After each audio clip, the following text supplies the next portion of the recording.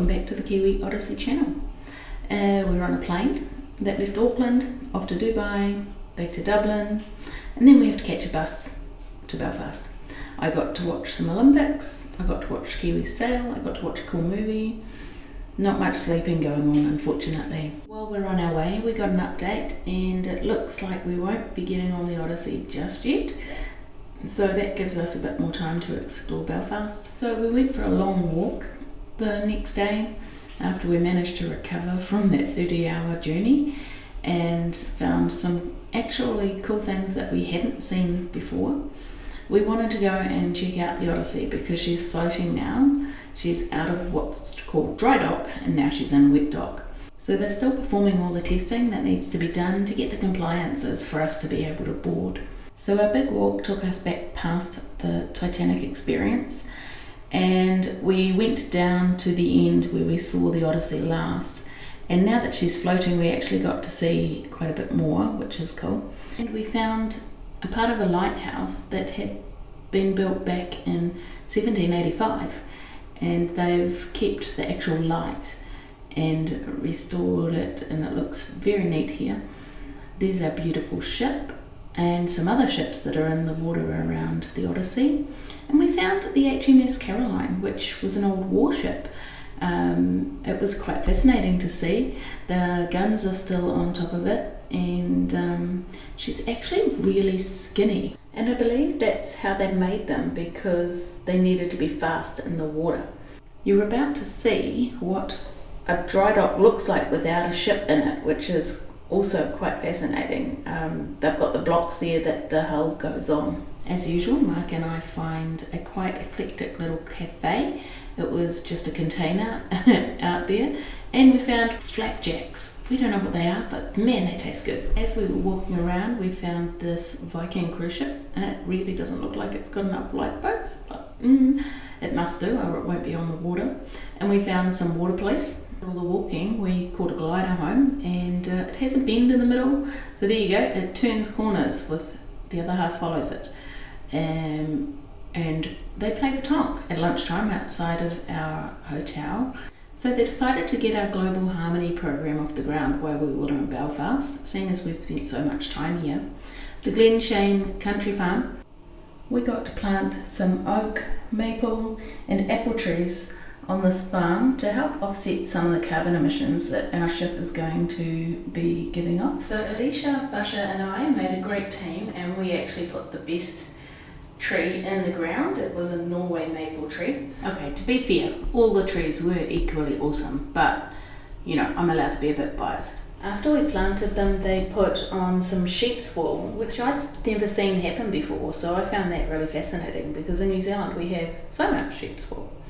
And then they put on some mulch, like old hay and things. Basha really loved her tree. But because she's such a bird lover, it makes sense she loves trees, because the birds love the trees. Being from New Zealand, I have seen a lot of sheep, but never one like this. It's called a Jacob's four-horn sheep.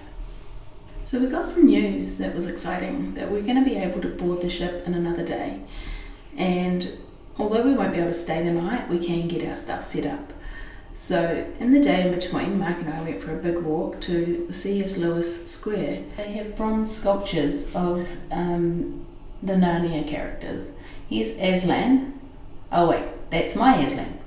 Here's the sculpture of their Aslan. Now I don't think he looks very friendly, but he was very powerful. So this is where we find out that C.S. Lewis was actually an Ulster man, which is from here. So that's what they call the area that they live in Ireland. The Lion, the Witch and the Wardrobe was one of my favourite movies growing up, and then later on in life when I found out he was a Christian and that this was kind of related to the Bible. The entire Narnia story is based on the life of Jesus Christ. One of the most powerful scenes I feel was from the table when Aslan rose after he died. So that's pretty cool. So being here was actually really neat. What I'm finding about Belfast is, or in Ireland in general actually, there's an awful lot of stuff that you can do for free and go and see and to soak up some of the culture and the people that were there and the stories that they have, because they put them on the walls of the places that you walk.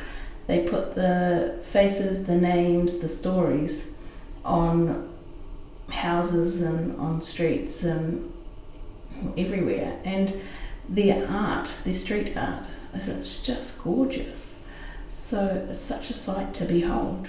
Guess what? It's moving day.